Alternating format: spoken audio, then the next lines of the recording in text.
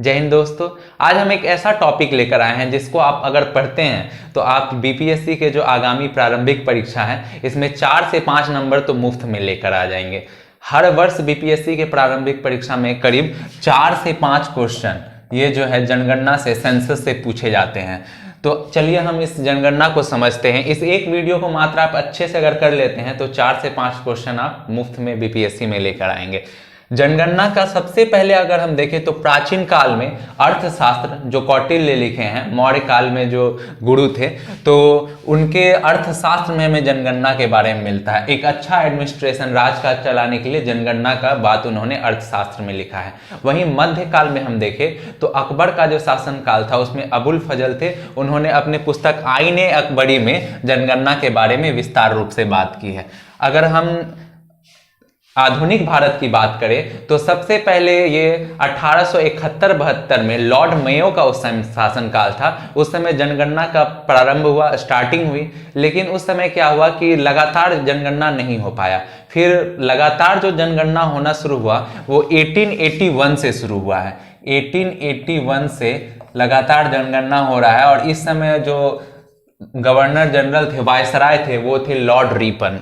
तो उस समय से अगर हम जनगणना देखें तो ये भारत का 15वां जनगणना होगा। लेकिन अगर हम स्वतंत्रता के बाद का प्रश्न पूछता है कि स्वतंत्रता के बाद का जो 2011 का सेंसस हम लोग ये पढ़ रहे हैं, क्योंकि अभी सेंसस 2021 में आना था जो 2020 में होना था, जैसा कि आप जानते हैं, लेकिन ये कोरोना को लेकर ये सारी चीजें स्थगित कर दी गई हैं। तो ये 2011 का जनगणना हम पढ़ रहे हैं। 2011 का जो जनगणना है ये 15वीं जनगणना थी, लेकिन अगर स्वतंत्रता के बाद का पूछे तो ये 7वां स्वतंत्र भारत का जनगणना था। और यहीं बिहार में पूछे, हम बिहार के सारी चीज को बहुत अच्छे से देखेंगे क्योंकि इस परीक्षा में भारत से भी पूछे जाते हैं, लेकिन ज्यादातर जो प्रश्न है जनगणना से वो बिहार से पूछे जाते हैं। तो बिहार का अच्छे से देखेंगे। तो बिहार का ये जो जनगणना था ये 14वां जनगणना था।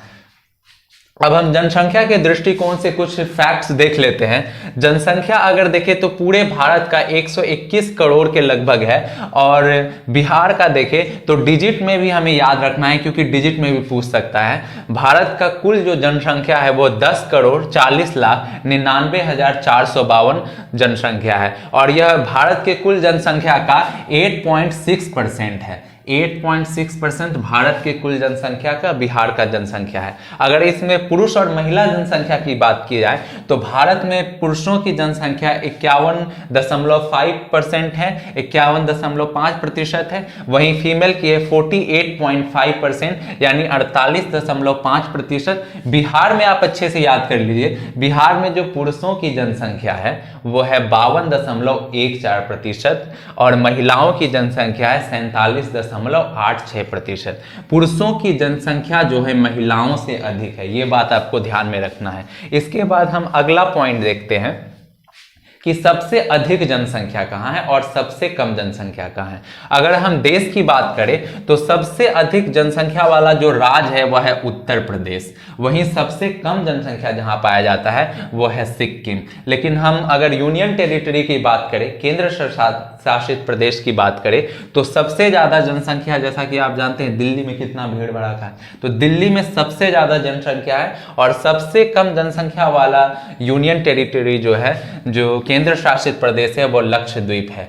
वहीं अगर बिहार में हम बात करें कि सबसे ज्यादा जनसंख्या कहाँ है, तो बिहार की राजधानी पटना में सबसे ज्यादा जनसंख्या है और सबसे कम जनसंख्या वाला जिला जो है बिहार में वो है शेखपुरा में सबसे कम जनसंख्या है।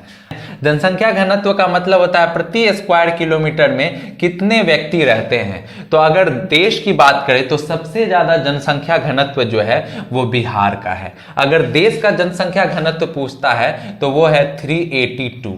देश का जनसंख्या घनत्व 382 है यानी 382 है। वहीं अगर बिहार का जनसंख्या घनत्व पूछे तो 1106 है। तो सबसे ज्यादा जनसंख्या घनत्व वाला राज्य जो है वह बिहार है, लेकिन सबसे कम जनसंख्या घनत्व वाला राज्य पूछे तो वो है अरुणाचल प्रदेश। अरुणाचल प्रदेश का जनसंख्या घनत्व मात्र 17 है। वहीं पे अगर यूनियन टेरिटरी में पूछे तो सबसे ज्यादा जनसंख्या घनत्व वाला फिर से दिल्ली होगा, लेकिन सबसे कम जनसंख्या घनत्व वाला आपसे प्रश्न पूछता है तो अंडमान निकोबार होगा। अब यहाँ पे आपको याद कर लेना, बिहार का जनसंख्या घनत्व 1106 है जो देश में सबसे अधिक है। वहीं बिहार के अंदर अगर पूछे कि किस जिले का जनसंख्या घनत्व सर्वाधिक है तो वह है शिवहर का। शिवहर छोटा सा प्रदेश है, ये आपको याद रखना है कि यहाँ का जनसंख्या घनत्व कितना है, तो यहाँ का जनसंख्या घनत्व 1880 है, सबसे अधिक है। और अगर सबसे कम जनसंख्या घनत्व वाला जिला पूछे तो वो कैमूर है। तो कैमूर में सबसे कम जनसंख्या घनत्व कितना है, 488 है, 488 है, सबसे कम है। इसके बाद अगर दशकीय वृद्धि बोला, दशकीय वृद्धि होता है कि पिछले 10 साल, हर 10 साल पे सेंसस होता है, आप लोग जानते हैं, तो पिछले 10 साल में कितना जनसंख्या बढ़ा उसे बोलते हैं दशकीय वृद्धि या डिकेडल ग्रोथ। तो देश का जो जनसंख्या बढ़ा है पिछले 10 वर्षों में यानी एक दशक में वो 17.7% है। वहीं अगर बिहार का पूछे कि कितना है तो वो 25.4 है, यानी कि आपसे अगर भारत का पूछे तो 17.7% है और बिहार का दशकीय वृद्धि यानी डेकेडल ग्रोथ वो 25.4% है। अगर देश में पूछे कि सर्वाधिक दशकीय वृद्धि यानी सबसे ज्यादा डेकेडल ग्रोथ किस राज्य में हुआ तो मेघालय होगा इसका सही उत्तर, और सबसे कम कहाँ हुआ तो नागालैंड। अगर यूनियन टेरिटरी पूछे तो दादर नागर हवेली में सबसे ज्यादा डेकेडल ग्रोथ हुआ है और सबसे कम लक्षद्वीप में। लेकिन आपको विशेष रूप से ध्यान देना है, बिहार को एकदम याद कर लेना है आपको कि सबसे ज्यादा दशकीय वृद्धि वाला जिला है मधेपुरा, यहाँ 31.1% डेकेडल ग्रोथ हुआ है। वहीं सबसे कम अगर दशकीय वृद्धि हुआ है तो वो गोपालगंज में सबसे कम हुआ है, कितना हुआ है 19.02 यानी 19% भी आप इसको याद कर सकते हैं। गोपालगंज में सबसे कम और मधेपुरा में सबसे अधिक डेकेडल ग्रोथ हुआ है। छोटा सा यहाँ पे एक ये पॉइंट भी आप देख सकते हैं कि सबसे ज्यादा ग्रामीण क्षेत्र में दशकीय वृद्धि कहाँ हुआ है तो किशनगंज में, और वही अगर पूछे कि सबसे ज्यादा जो शहरी क्षेत्र में यानी अर्बन क्षेत्र में जो दशकीय वृद्धि हुआ है वो बेगूसराय में हुआ है।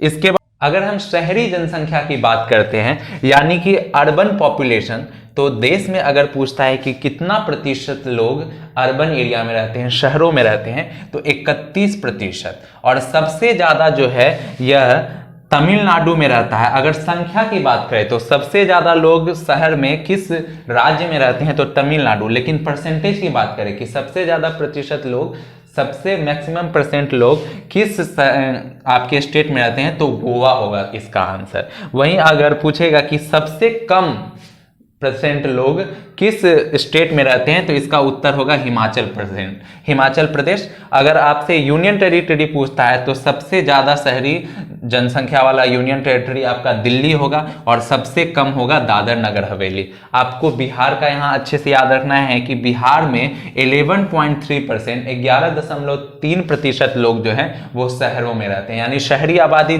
बिहार की कितनी है 11.3%। सबसे अधिक लोग बिहार की राजधानी पटना में शहर में रहते हैं। बिहार में अगर पूछे कि सबसे सर्वाधिक जो है अर्बन पॉपुलेशन कहाँ है तो पटना होगा इसका आंसर। और अगर पूछे कि सबसे कम तो परसेंटेज में समस्तीपुर होगा, ध्यान दीजिए, परसेंटेज में अगर पूछे कि कहाँ है बिहार में तो समस्तीपुर। लेकिन सबसे कम लोग जो है जहां शहरों में रहते हैं वो शिवहर होगा इसका आंसर। शिवहर में सबसे कम लोग रहते हैं। और वहीं अगर पूछे कि सबसे कम प्रतिशत लोग किस जिले में बिहार में शहरों में रहते हैं तो समस्तीपुर इसका आंसर होगा। अब ग्रामीण जनसंख्या देख ले तो बिहार के लगभग 69% यानी 69% लोग गांवों में रहते हैं, इसलिए बोलते हैं भारत गांवों का देश है। अगर पूछे कि सर्वाधिक जो है गांवों में कहां पे रहते हैं तो उत्तर प्रदेश इसका आंसर होगा। सबसे ज्यादा जो ग्रामीण जो जनसंख्या है यानी कि सबसे ज्यादा जो आपका रूरल पॉपुलेशन है वो उत्तर प्रदेश में, और सबसे कम रूरल पॉपुलेशन है ग्रामीण जनसंख्या वो नागालैंड में है। बिहार का मैक्सिमम लोग जो है वो ग्रामीण जनसंख्या है, यानी कि गांवों की आबादी यहाँ 88.7% है। शहरों का 11.3% था, गांवों का 88.7% यानी 88.7%। सबसे ज्यादा लोग अगर पूछे कि किस जिले में रहते हैं, तो पूर्वी चंपारण होगा। लेकिन पूछे कि सबसे ज्यादा किस जिले में प्रतिशत में लोग रहते हैं, तो समस्तीपुर में होगा। सबसे ज्यादा यहाँ 96.5% लोग जो हैं वो समस्तीपुर के गांव में रहते हैं। लेकिन अगर नंबर देखें कि कितना जनसंख्या है, तो पूर्वी चंपारण में सबसे ज्यादा लोग गांव में रहते हैं। अब यहाँ पे हम देख ले SC यानी कि शेड्यूल कास्ट, अनुसूचित जाति। अनुसूचित जाति का जो पूरा देश में कितना प्रतिशत जनसंख्या है, तो 16.6% अनुसूचित जाति की जो प्रतिशत में अगर देखें तो 16.6% जनसंख्या देश का अनुसूचित जाति है। अगर सबसे ज्यादा कहाँ पूछे, तो उत्तर प्रदेश में सबसे ज्यादा है, प्रतिशत में पंजाब में है। अगर सबसे कम पूछे तो गोवा में सबसे कम है अनुसूचित जाति। बिहार में जो है 15.9% लोग जो हैं वो अनुसूचित जाति के हैं। और सबसे ज्यादा अनुसूचित जाति बिहार के गया में है। और सबसे कम पूछे आपसे तो शिवहर होगा इसका आंसर, सबसे कम होगा शिवहर।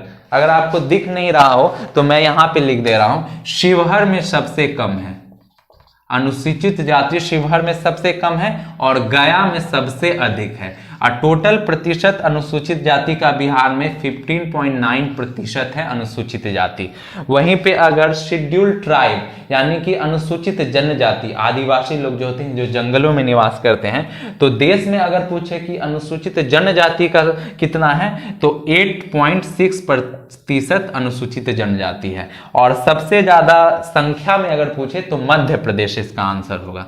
मध्य प्रदेश में सबसे ज्यादा अनुसूचित जनजाति है। लेकिन अगर परसेंटेज में पूछे तो इसका उत्तर होगा मिजोरम। और सबसे कम कहाँ है, तो उत्तर प्रदेश होगा इसका आंसर। बिहार में हम लोग देख लेते हैं, शेड्यूल ट्राइब्स पहले जब झारखंड हुआ करता था तो यहाँ पे ज्यादा थे अनुसूचित जनजाति, जो आदिवासी थे वो लोग ज्यादा थे जब झारखंड यहाँ था। लेकिन झारखंड जब अलग हुआ तो सिर्फ 1.3% अनुसूचित जनजाति होते हैं। यहाँ लिख रहा हूँ 1.3% अनुसूचित जनजाति हैं। और सबसे ज्यादा अगर पूछे कि कहाँ है, तो ये है आपका पश्चिम चंपारण। पश्चिम चंपारण में सबसे ज्यादा आपका अनुसूचित जनजाति है और सबसे कम यह संख्या होगा शिवहर में। अब हम लिंगानुपात की बात कर लेते हैं। लिंगानुपात यानी सेक्स रेशियो निकालते हैं। प्रति 1000 पुरुषों पर महिलाओं की जो जनसंख्या होती है उसे सेक्स रेशियो या लिंगानुपात कहते हैं। तो अगर भारत का लिंगानुपात पूछे तो 943 यानी 943 है। और शहरों में अगर देखें तो भारत में 929 प्रति 1000 पुरुष पर महिलाओं की संख्या है और ग्रामीण में 949 यानी 949 है प्रति 1000 पुरुषों पर ग्रामीण में। तो जैसा कि आप देख सकते हैं कि गांवों में सेक्स रेशियो अच्छा है शहरों के मुकाबले। अगर पूछे कि कौन से राज्य में सेक्स रेशियो सबसे अच्छा है, सबसे अधिक है, तो हाईएस्ट सेक्स रेशियो यानी लिंगानुपात केरल में है 1084 और सबसे कम जो है हरियाणा में है 879 यानी 879। और यूनियन टेरिटरी अगर पूछता है यानी केंद्र शासित प्रदेश, तो लक्षद्वीप में सबसे अधिक है, वहीं दमन और दीव में सबसे कम है। बिहार की अगर लिंगानुपात की बात की जाए तो बिहार की लिंगानुपात 918 है और पिछले जो जनसंख्या का जनगणना किया गया था उसमें 919 था, तो कम हुआ है लेकिन एक मात्र कम हुआ है। अगर सबसे अच्छा लिंगानुपात पूछा जाए बिहार में हाईएस्ट कहाँ है, तो गोपालगंज में है 1021 प्रति 1000 पुरुषों पे 1021 महिलाओं की संख्या। और सबसे कम जो है वो है मुंगेर में है 876। अगर शिशु लिंगानुपात की बात करें तो देश में यह 919 है और सबसे अधिक जो शिशु लिंगानुपात वाला जो राज्य है वह है अरुणाचल प्रदेश और सबसे कम शिशु लिंगानुपात है यानी चाइल्ड सेक्स रेशियो हरियाणा का। सबसे ज्यादा जो सेक्स रेशियो था केरल में था, लेकिन child sex ratio Arunachal Pradesh में है और सबसे कम सेक्स रेशियो हरियाणा में था और चाइल्ड सेक्स रेशियो भी हरियाणा में है। तो ये आपको याद रखने में सहूलियत होगा। बिहार की तरफ हम देखते हैं, बिहार का आपको लिंगानुपात याद रखना है 935 है। बिहार का शिशु लिंगानुपात, लिंगानुपात 918 है, जबकि शिशु लिंगानुपात 935 है। और सबसे ज्यादा शिशु लिंगानुपात किशनगंज का है 971। लिंगानुपात गोपालगंज का था और शिशु लिंगानुपात सबसे अच्छा कहाँ का है? किशनगंज का। और सबसे कम लिंगानुपात की बात करें तो मुंगेर में हमने देखा था, लेकिन शिशु लिंगानुपात यानी 0 से 6 ईयर के जो बच्चे होते हैं उनमें लिंगानुपात सबसे कम देखे तो वैशाली जिले में है 904। याद रहेगा आपको कि सबसे कम शिशु लिंगानुपात वैशाली में है और लिंगानुपात जो है सबसे कम वो मुंगेर में है। इसके बाद हम साक्षरता दर की बात कर लेते हैं, लिटरेसी रेट। भारत का लिटरेसी रेट 2011 के जनगणना के अनुसार 74% रहा, जिसमें से महिलाओं का अगर साक्षरता दर पूछे तो 82.14% और फीमेल का जो 65.46% यानी 65.46%। सबसे ज्यादा साक्षरता दर वाला अगर राज्य पूछे तो केरल बताना है आपको, और सबसे कम साक्षरता वाला अगर राज्य पूछे तो बिहार इसमें उत्तर होगा। यहीं यूनियन टेरिटरी केंद्र शासित प्रदेश को देखें तो लक्षद्वीप में साक्षरता दर सबसे अधिक है, वहीं दादर नगर हवेली में सबसे कम है। अब बिहार का साक्षरता दर देख लेते हैं जो कि देश में सबसे कम है, वह 61.8% बिहार का साक्षरता दर है। महिलाओं की साक्षरता दर बहुत ही कम है, 51.5% महिलाओं की साक्षरता दर है। वहीं पुरुषों की साक्षरता दर 71.2%, 71.2% जो है पुरुषों में साक्षरता दर है बिहार में। वहीं पे अगर पूछे कि कौन सा जिला है जिसमें सबसे ज्यादा साक्षरता दर है तो रोहतास होगा। पुरुषों में सबसे ज्यादा साक्षरता दर कहाँ है तो उसका भी उत्तर रोहतास होगा। महिलाओं में सबसे ज्यादा साक्षरता दर कहाँ है तो उसका भी उत्तर रोहतास होगा। यानी रोहतास में साक्षरता दर सबसे अधिक है, चाहे वो पुरुष का पूछे, चाहे वह महिला का पूछे, चाहे वह ओवरऑल पूछे। लेकिन वहीं अगर पूछता है कि सबसे कम साक्षरता दर कहाँ है तो वह है पूर्णिया होगा। सबसे कम साक्षरता दर पूर्णिया में है। और पूछे कि सबसे कम पुरुषों में साक्षरता दर कहाँ है तो उसका भी उत्तर पूर्णिया होगा। लेकिन अगर पूछे कि सबसे न्यूनतम सबसे कम साक्षरता दर महिलाओं में कहाँ है तो इसका उत्तर आपको याद करना है, सहरसा होगा। यानी महिलाओं में सबसे कम साक्षरता दर सहरसा में है और पुरुषों में साक्षरता दर सबसे कम पूर्णिया में है और ओवरऑल भी सबसे कम साक्षरता दर पूर्णिया में है। इसके बाद कुछ जो फैक्ट्स हैं जो आजकल एग्जाम में पूछे जा रहे हैं बीपीएससी में, धार्मिक आधार पे भी कुछ बातें पूछी जा रही हैं कि बिहार में सबसे ज्यादा कौन सा धर्म के लोग रहते हैं तो हिंदू धर्म के लोग सबसे ज्यादा रहते हैं, उसके बाद मुस्लिम, उसके बाद सिख, फिर ईसाई, बौद्ध और जैन धर्म के लोग सबसे कम रहते हैं। वहीं पे अगर शिक्षा के क्षेत्र में पूछा जाए कि कौन सा धर्म सबसे अधिक है तो सबसे ज्यादा शिक्षित जो है वो जैन धर्म है। वहीं लिंगानुपात, सेक्स रेशियो किस धर्म का सबसे अच्छा है तो ईसाई धर्म का लिंगानुपात सबसे अच्छा है। शिक्षा जो है यानी लिटरेसी रेट में जैन धर्म का सबसे अच्छा था और सबसे खराब मुस्लिम धर्म का है। वहीं पे अगर हम परसेंटेज की बात करें तो हिंदू धर्म का परसेंटेज जो है जनसंख्या में वो सबसे ज्यादा है बिहार में। एक और महत्वपूर्ण प्रश्न जनसंख्या जो जनगणना से संबंधित वह है जनसंख्या विभाजक वर्ष।